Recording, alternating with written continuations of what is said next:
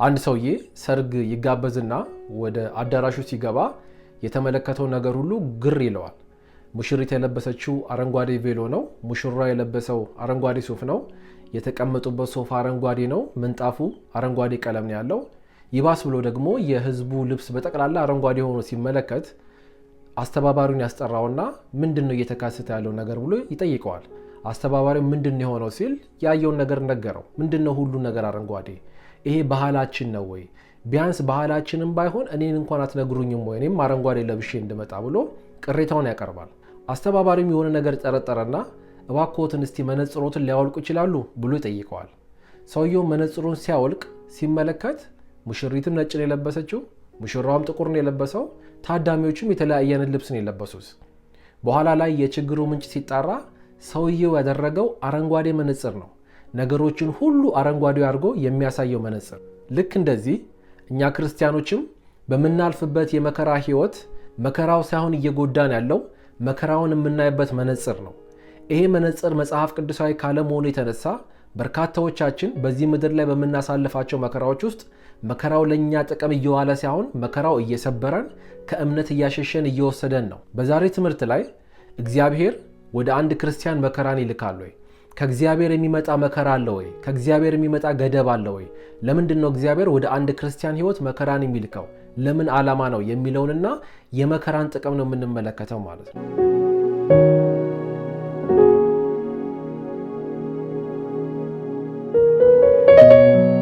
ሁለተኛ ቆሮንቶስ ምዕራፍ 12 ከቁጥር 6 ጀምሮ ያለውን አሁን አነብላችኋለሁ። ከዛ በፊት ግን የዚህን ታሪካዊ ዳራ ለመመልከት ሐዋርያ ጳውሎስ ይህንን የቆሮንቶስ መጽሐፍ ለቆሮንቶስ ሰዎች ሲጽፍላቸው በእነሱ መካከል የእሱን ሐዋርያነት የማይቀበሉ ሰዎች ነበሩ። ቻሌንጅ የሚያደርጉት የእሱን ስልጣን፣ የእሱን ሐዋርያነት፣ የእሱን ከእግዚአብሔር መጠራት የሚጠራጠሩ ሰዎች ነበሩ። ያንን ታክል ለማድረግ ያንን ለማሸነፍ ነው እንግዲህ ይህንን ፓርት የሚጽፍላቸው። ምን አለ? ከዚህ በፊት አንድ ሰው በህይወት ያውቃለሁ አለ። ከ14 ዓመት በፊት ያ አንድ ሰው የሚለው ራሱን ነው እንግዲህ። ከ14 ዓመት በፊት ወደ ሶስተኛ ሰማይ መነጠቄን አውቃለሁ። በስጋ ይሆን በመንፈስ ይሆን ግን አላቅም። በራእይ አይደለም፣ ከነሙሉ ስጋዬ ልሂድ አላቅም፣ መንፈሴ ብቻ ይሂድ አላቅም።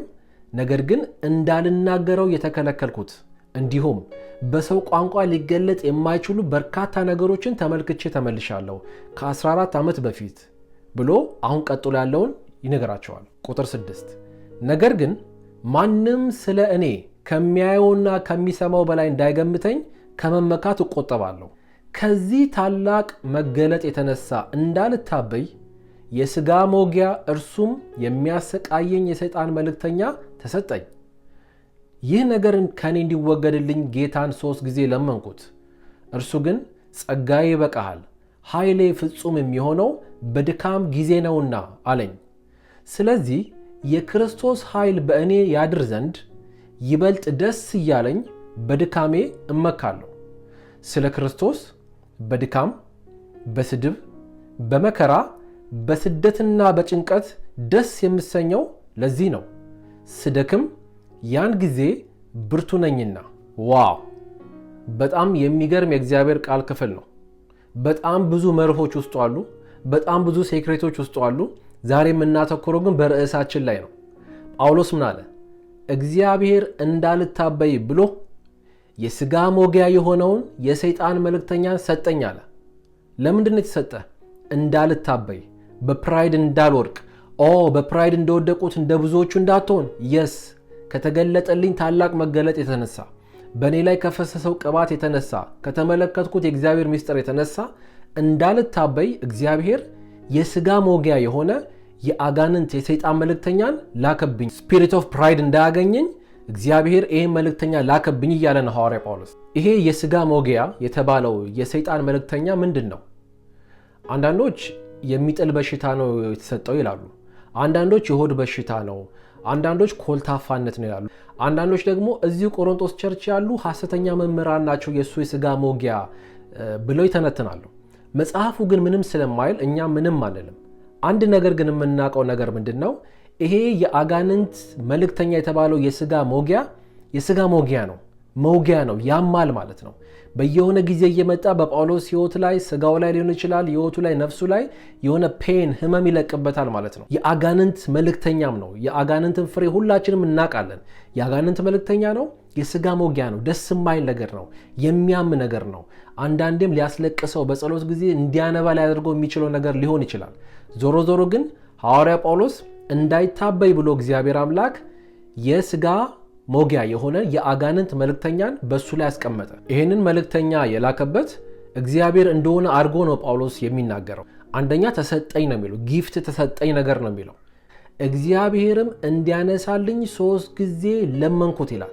እንዲያነሳለት የለምነው እናያለን፣ ተሰጠኝ ሲል እናያለን።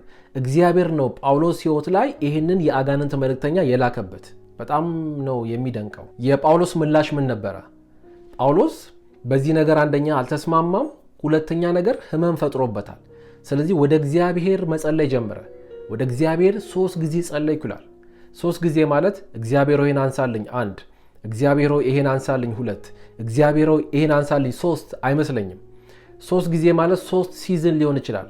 የሆነ ሰሞን ጾም ጸሎት ገብቶ እግዚአብሔር ሆይ እባክህን ይህን መውጊያ አንሳልኝ፣ የሆነ ሲዝን ላይ የሚገባና ጾም ጸሎት እግዚአብሔር ሆይ ይህንን መውጊያ አንሳልኝ እያለ 3 ጊዜ ጸለየ። ዞሮ 3 ጊዜ ጸለየ። በመጀመሪያው እግዚአብሔር አልመለሰለትም፣ በሁለተኛው እግዚአብሔር አልመለሰለትም፣ በሶስተኛው ላይ እግዚአብሔር ምላሽን ሰጠው። እግዚአብሔር ምን አለው?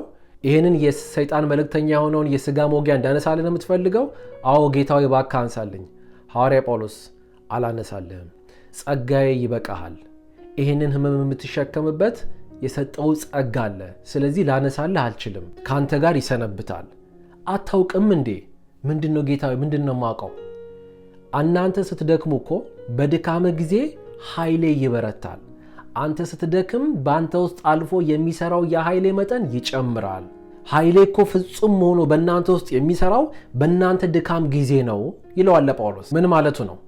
አላስተዋልክም ወይ? ደስተኛ ከሆነ የበለጠ እኮ ያዘነ ሰው ነው በጣም የሚጸልየው። ጠግቦ ራቱን ከተቀመጠ በላይ እኮ ራቱ የሚበላውን ያጣ ሰው ነው የሚጸልየው። ከጤነኛው ይልቅ እኮ በእውነትና በመንፈስ የሚያመልከኝ የሚጸልየው የታመመው እኮ ነው። ካገኘው ይበልጥ እኮ ያጣው ነው የሚያመልከኝ። ስለዚህ በዚህ ፈተና ውስጥ ስታልፉ የኔ ኃይል በእናንተ ውስጥ ያልፍና የበለጠ የእግዚአብሔር ክብር በእናንተ ውስጥ ይገለጣል። የበለጠ ፐርፌክት የሆነ የእግዚአብሔር ፓወር በእናንተ አልፎ ይገለጣል። እናንተ ስትደክሙ የኔ ፓወር በእናንተ ውስጥ አልፎ ይታያል። ጳውሎስ ዋው ያለ ይመስለኛል። እግዚአብሔር እያልክ ያለው እኔ ስደክም ያንተ ኃይል ፐርፌክት ሆኖ በእኔ ውስጥ ያልፋለሁ? አዎ። እኔ ስደክም ያንተ ኃይል በእኔ ውስጥ ጨምሮ ለመንግስት ስራ የበለጠ ይሰራል እያልከኝ ነው? አዎ። እኔ ስደክም ያንተ ክብር የበለጠ በእኔ ውስጥ ይገለጣል እያልከኝ ነው? አዎ። ስለዚህ ያንተ ኃይል የሚበዛው በእኔ ድካም ከሆነ ከዚህ ደቂቃና ሰከንድ ጀምሮ በድካሜ መመካት ጀምራለሁ። ምክንያቱም እኔ ስደክም ያን ጊዜ ብርቱ ስለመሆን፣ እኔ ስደክም የበለጠ የእግዚአብሔር ኃይል በእኔ አልፎ ስለሚሰራ፣ እኔ ስደክም የበለጠ ከእግዚአብሔር ጋር ያለኝ ፌሎሺፕ ስለሚጨምር ከዚህ ደቂቃ ጀምሮ በድካሜ መመካት ጀምራለሁ። ፓውል እንዴት ሰው በድካም ይመካል? ምን ማለት ነው? አብዳል እንዴ? ኖ አላበርኩም። ስደክም ያን ጊዜ ብርቱ ስለመሆን፣ በእኔ ድካም የእግዚአብሔር ኃይል የበለጠ ስለሚገለጥ ከዚህ ደቂቃ ጀምሮ ወስኛለሁ በድካሜ ለመመካት። አታውቁም እንዴ? የሁል ጊዜ ህልሜ እኮ ስለ ክርስቶስ መኖር ነው። በየትኛውም መንገድ ቢሆን እግዚአብሔር በእኔ ህይወት እንዲሰራ ነው። እውነት የኔ ስጋ መድከም እግዚአብሔርን የሚያከብረው ከሆነ፣ የኔ ስጋ መድከም የበለጠ የሱ ኃይል በእኔ አልፎ እንዲገለጥ የሚያደርግ ከሆነ በድካሜ እመካለሁ። ከዚህ የተነሳ ነው በድካም በጭንቀት በመገፋት ስሜን ሲያጠፉ ደስ ስሰኝ የምትመለከቱት። በዛ በድካም ሲዝኔ ላይ የእግዚአብሔር ኃይል የበለጠ ይገለጣል በህይወቴ። ጭራሽ በህመም፣ ጭራሽ በጭንቀት፣ ጭራሽ በስም ማጥፋት ትደሰታለህ? አብደሃል? የስ አብጃለሁ። ለኔ መኖር ማለት ክርስቶስ ነው። ለኔ ማለት የክርስቶስ ኃይል በኔ ፐርፌክትሊ የሚገለጠው በድካም ጊዜ ከሆነ በድካሜ እመካለሁ፣ በድካሜም ደስተኛ ሆናለሁ። ዋው! በጣም የሚገርም አመለካከት ነው። ምን አይነት እይታ ነው? ስደክም ያን ጊዜ ብርቱ ነኝና። እግዚአብሔር አምላክ በአንድ ክርስቲያን ህይወት ውስጥ መከራ ሊያስቀምጥ ይችላል፣ በሚገባ ሊያስቀምጥ ይችላል። መርሳት የሌለብን ብዙዎቻችን ጥጋብ ሳይሆን ረሃብ ነው ወደ እግዚአብሔር ህይወት ያቀረበን። ምቾት ሳይሆን አለመመቸት ነው ወደ እግዚአብሔር ህይወት ያቀረበን። ማግኘት ሳይሆን ማጣት ነው ወደ እግዚአብሔር ህይወት የወሰደን። ከጤነኝነት የበለጠ ህመም ነው ሞር ወደ ጸሎት ይወሰደን። አንድ ክርስቲያን በአግባቡ ከተጠቀመበት መከራ በጣም በርካታ ጥቅሞች ይሰጡታል። ዛሬ የምንመለከተው 5 መሰረታዊ የመከራ ጥቅሞችን እንመለከታለን። በአንድ ክርስቲያን ህይወት ውስጥ መከራ የሚያመጣውን በረከት እንመለከታለን። ከዛ በፊት ግን 2 አይነት መከራዎች እንዳሉ ማስተዋል አለብን። አንደኛው አይነት መከራ ኃጢአት የሆነ መከራ ነው። ለምሳሌ ዝሙት፣ ውሸት፣ መስረቅ፣ ማመንዘር የመሳሰሉ ነገሮች እነኚህ ኃጢአት የሆኑ መከራዎች ናቸው። ዛሬ እያወራን ያለነው ስለ እነኚህ መከራዎች አይደሉም። እነኚህ መከራዎች ንስሐ ገብተን ዴሊቨራንስ ያስፈልገናል፣ ነፃ መውጣት ያስፈልገናል። መፍትሄን የሚያገኙት በነፃ መውጣትና በንስሐ ነው። ዛሬ የምናወራው ግን ሁለተኛው አይነት መከራ ነው። ይህም መከራ ኃጢአት ያልሆነ መከራ ነው። ለምሳሌ ረሃብ፣ ማጣት፣ መታረዝ። አንድ ሰው ረሃብተኛ ስለሆነ ኃጢአተኛ አይደለም። አንድ ሰው የሚለብሰው ስላጣ ኃጢአተኛ አይደለም። አንድ ሰው ስራ ስላጣ ኃጢአት የለበትም። እነኚህ መቸገር፣ ማጣት፣ መገፋት፣ ስም መጥፋት የመሳሰሉ አይነት መከራዎች በህይወታችን ላይ የሚደርሱብን ህመም፣ በሽታ የመሳሰሉ ነገሮች ሊሆኑ ይችላሉ። እነኚህ አይነት መከራዎች ኃጢአት ያልሆኑ መከራዎች ይባላሉ። እነኚህ ኃጢአት ያልሆኑ መከራዎች በህይወታችን ላይ የሚያመጡትን 5 መሰረታዊ ጥቅሞችን ዛሬ እንመለከታለን። የመጀመሪያው የመከራ ጥቅም መከራ ኃጢአትን ያስተዋል። አንደኛ ጴጥሮስ ምዕራፍ 4 ቁጥር 1 እንደዚህ ይላል፣ እንግዲህ ክርስቶስ በስጋው መከራን ስለተቀበለ ምን እናድርግ? እናንተም በዚሁ ዓላማ ታጥቃችሁ ተነሱ። በምን ዓላማ? ልክ ክርስቶስ በስጋው እንደተቀበለ የለም እናንተም ለተመሳሳይ ሚሽን፣ ለተመሳሳይ ዓላማ ታጥቃችሁ ተነሱ። ምክንያቱም በስጋው መከራን የሚቀበል ሰው ኃጢአትን ትቷል ይላል። በስጋው መከራን የሚቀበል ሰው ኃጢአትን ትቷል። ስለዚህ መከራ ማለት አደገኛ የኃጢአት መድኃኒት ነው ማለት ነው። ብዙዎቻችን በመከራው ስናልፍ ነው ኃጢአት እየተውን ያለ ነው። በስጋው መከራን የተቀበለ ሰው ኃጢአትን ትቷል። ክርስቶስ በተመላለሰበት መንገድ እናንተም ታጥቃችሁ ተነሱ። ምንድነው እሱ? በስጋው መከራን የሚቀበል ሰው ኃጢአትን ትቷል፣ ኃጢአትን ይተዋል። ኢዮብ 23:10 ልጨምርላችሁ። እኔ የምሄድበትን መንገድ ያውቃል አለ ኢዮብ፣ ከፈተነኝም በኋላ እንደ ወርቅ እወጣለሁ አለ። ነጽቼ የምወጣው ከፈተና በኋላ ነው። ስለዚህ የመጀመሪያው የመከራ ጥቅም መከራ ኃጢአትን ያስተዋል። ይሄ ፕራክቲካሊ ብዙዎቻችን የምናውቀው ነው። በመከራ ውስጥ ስናልፍ ብዙ ኃጢአቶችን ትተን በእግዚአብሔር ፊት ነው የምንደፋው። እግዚአብሔር ሆይ ከዚህ መዓት አውጣኝ፣ እግዚአብሔር ሆይ ከዚህ ነገር ፈውሰኝ ስንል ፌሎሺፓችን እያደገ ይመጣል። የጸሎት ህይወታችን ያድጋል። በእግዚአብሔር ፊት እናነባለን። በመከራ ሲዝን የዘመርነውን ያህል በጥጋብ ሲዝን አልዘመርንም። በህመም ጊዜ ያጸለይነውን ያመለክነውን ያህል በጤነኝነት ጊዜ አላደረግነውም። አብዛኛውን ጊዜ በመከራው ስናልፍ ነው ወደ እግዚአብሔር የመቅረብ ቴንደንሲ ያለን፣ ምክንያቱም በወደቀ ዓለም ውስጥ ስለምንመላለስ ማለት ነው። ሁለተኛው የመከራ ጥቅም መከራ መታዘዝን ያስተምረናል።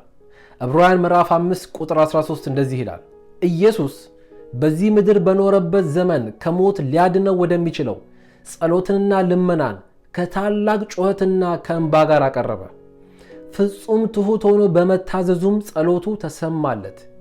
ምንም እንኳን የእግዚአብሔር ልጅ ቢሆንም ከተቀበለው መከራ መታዘዝን ተማረ። ዋት?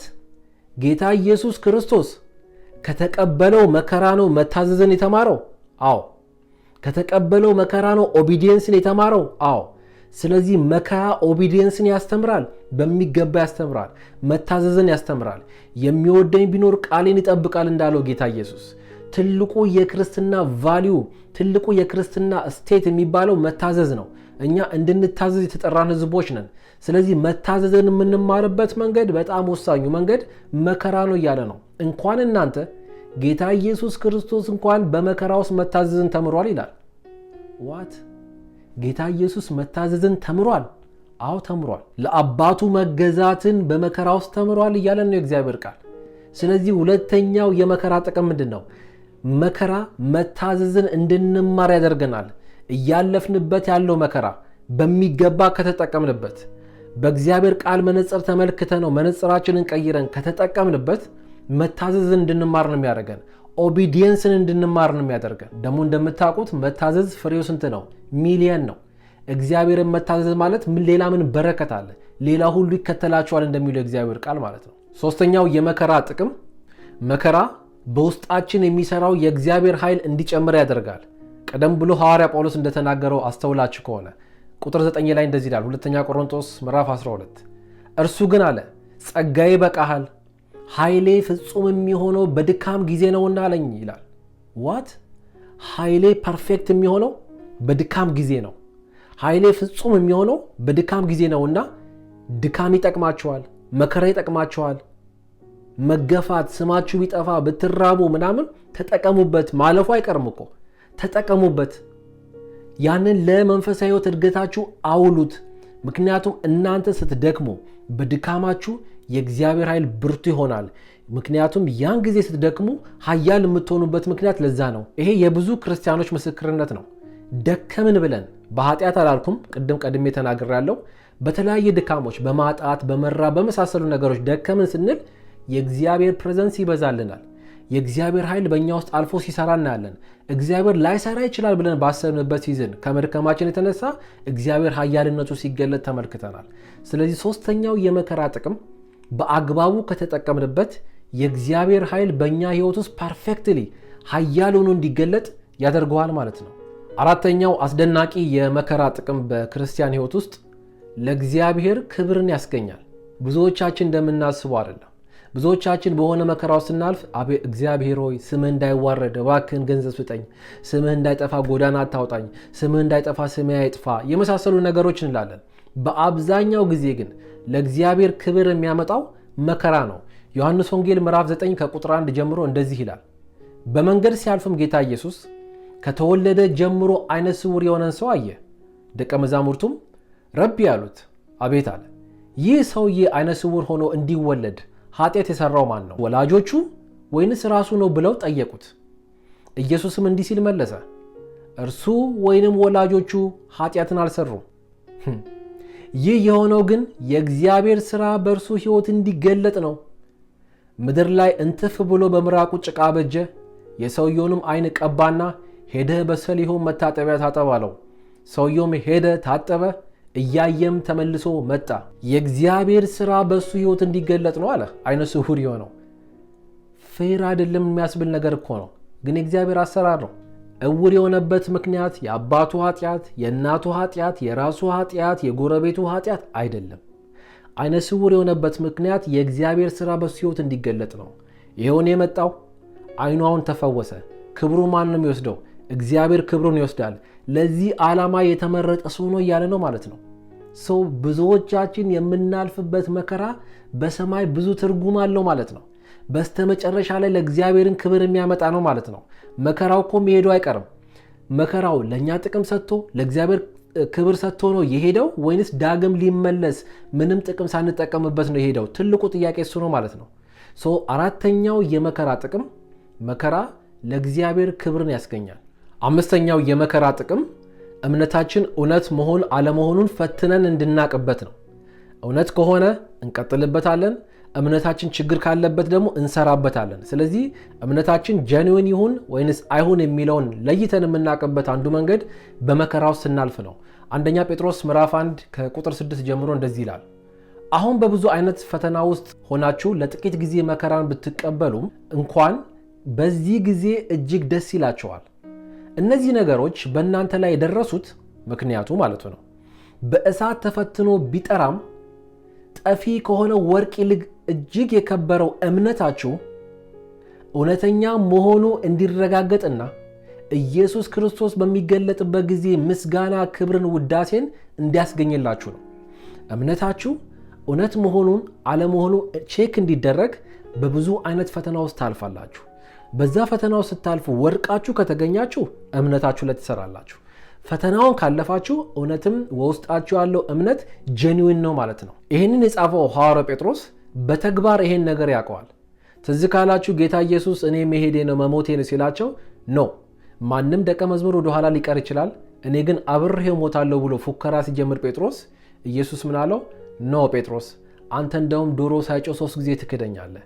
ይሄ እያወራው ያለው እምነት ሳይሆን እያለው ነው ኢሞሽን ነው፣ ስሜታዊነት ነው ብሎት በኋላ ላይ ጴጥሮስም ፕራክቲካሊ ጌታ ኢየሱስ እንዳለው ዶሮ ሳይጮህ 3 ጊዜ ኢየሱስን ካደው። ስለዚህ ያ ፈተና የጴጥሮስን እምነት ፈተነው። ሲመለከት ለካ በዛ ሌቭል ሲያወራ የነበረው ጄኒዊን ፌዝ አልነበረም፣ መሰራት ያለበት እምነት ነበረ። ከዛ በፕሮሰስ ካለፈ በኋላ ነው ሐዋርያ ጴጥሮስ እዚህ ደረጃ ላይ የደረሰው። ስለዚህ አምስተኛው መከራ ጥቅም እምነታችን እውነተኛ ይሁን አይሁን የምናውቅበት መንገድ ነው። አንድ አባባል አለ፣ በእግዚአብሔር ዩኒቨርሲቲ ደብል መምታት የሚባል ነገር የለም ይባላል። እግዚአብሔር ራሱን የቻለ ዩኒቨርሲቲ አለው፣ ልጆቹን የሚያስተምርበት መድረክ ላይ ቆመን እኛ ቁጭ ብለን የምንማርበት ሳይሆን በተግባር በህይወት የምንማርበት። በዛ ዩኒቨርሲቲ ውስጥ መከራ የሚባል ኮርስ አለ። በዋነኝነት የተለያዩ አይነት ኮርሶች አሉ፣ ፍቅር፣ ማስተዋል፣ ትዕግስት፣ በጣም ብዙ ኮርሶች አሉ። እነኚህን ኮርሶች ሳትወስዱ ደብል መምታት የሚባል ነገር የለም ይባላል። እያንዳንዱን ኮርስ ወስደን ማለፍ አለብን። በእግዚአብሔር ኪንግደም ኳሊፋይድ ከሆንን ወደ ቀጣይ ሌቭል ማደግ ካለብን መከራን አሸንፈን ማለፍ አለብን። መከራን የሚያሸንፈው ደግሞ እምነታችን ነው። እምነታችን ደግሞ መፈተን አለበት። እምነታችን የሚፈትነው ደግሞ ራሱ መከራ ነው። ስለዚህ በህይወታችን የምናልፍባቸው መከራዎች በጣም በርካታ ጥቅሞች አላቸው። የጊዜ ጉዳይ ነው እንጂ ብዙዎቹ ከኛ ላይ ተነስተው ይሄዳሉ። ሲሄዱ ግን ምን ጥቅም ሰጥተውን ሄዱ ነው ማስተዋል ያለብን። አንዳንድ ሰው ካንሰር ስለተያዘ በክርስቶስ ኢየሱስ አዳኝነት አያምንም ነበረ። እስቲ ቤተክርስቲያን ሊድ ብሎ መጥቶ ካንሰሩን ተፈውሶ ኢየሱስን ተቀበለ። ያ ቀድሞ ይዞት የነበረው ካንሰር የሱ ጠላት ነው ማለት ነው? አይደለም፣ ወዳጁ ነው፣ መልእክተኛ ነው የሆነው። ለምን? ወስዶ ኢየሱስ ጋር ነው የጣለው። አንዳንዶቻችን ማጣት፣ አንዳንዶቻችን መጎዳት፣ አንዳንዶቻችን መከዳት ቤተክርስቲያን ጌታ ጋር አምጥቶ ሊሆን ይችላል። ይሄው ኢየሱስ ቤት ጸናን። እነኚህ ሁሉ ይዘውን የመጡት መከራዎች የኛ ባለውለታዎች ናቸው። ምክንያቱም ወደ ጌታ ኢየሱስ ወስደውን እንጂ ጣሉን ክፉ ቦታ አልጣሉንም፣ ሲኦል አልጣሉንም። ልክ እንደዛ ጌታ ኢየሱስም ኃጢአት ያልሆኑ መከራዎችን እግዚአብሔር መንፈስ ለተለያየ ለኛው ለህይወታችን ጥቅም ያውለዋል ማለት ነው። ምክንያቱም ስንደክም ያን ጊዜ ብርቱ ነንና፣ ስንገፋ ያን ጊዜ የእግዚአብሔር መንፈስ በእኛ ውስጥ በኃይል አልፎ ለኛ ህይወት ይሰራል። ያኔ ኃያል እንሆናለን። በድካም ጊዜ እንበረታለን። እግዚአብሔር አምላክ ስለ መከራ ያለንን አመለካከት እንዲቀይርልን እንጸልይ፣ እናስተውል። መከራን ሁሉ እየጠላን መከራን የሚጠላን ትምህርት ብቻ እየሰማን ክርስትና መምራት አይቻልም። መከራ መጽሐፍ ቅዱስ የሚለው ABCD ብለን ዛሬ ተመለከትን። ያየነው ሁሉ ከቃሉ ነው ጠቅሰን የተመለከትነው። ስለዚህ እግዚአብሔር በሚያይበት መንገድ መከራን መመልከት እንድንችል፣ ከምንም በላይ የህይወታችን የእምነታችን መሰረት የሆነው ጌታ ኢየሱስ እንኳን መታዘዝን የተማረው ዕብራውያን 5 ላይ ሲናገር ከተቀበለው መከራ ነው ካለ፣ እውነትም ኦቢዲየንስን የምንማርበት አንዱ ምርጥ መንገድ መከራን መቀበል ነው ማለት ነው። እግዚአብሔር አምላክ ይሄን መነጽር ይቀይርልን። መከራን በእግዚአብሔር መነጽር ማየት እንድንችል ይርዳን። ሌሎቻችን ደግሞ በኃጢአት በሆነ መከራ የምንፈተንም ካለን እግዚአብሔር አምላክ የንስሐን ስፒሪት ይስጠን። ነፃ የምንወጣበትንም ኃይልና ቅባትን ያገናኘን። በጌታ በኢየሱስ ክርስቶስ ስም ይህ በእናንተ ዘንድ ይሁን። አሜን አሜን። ታንክ ዩ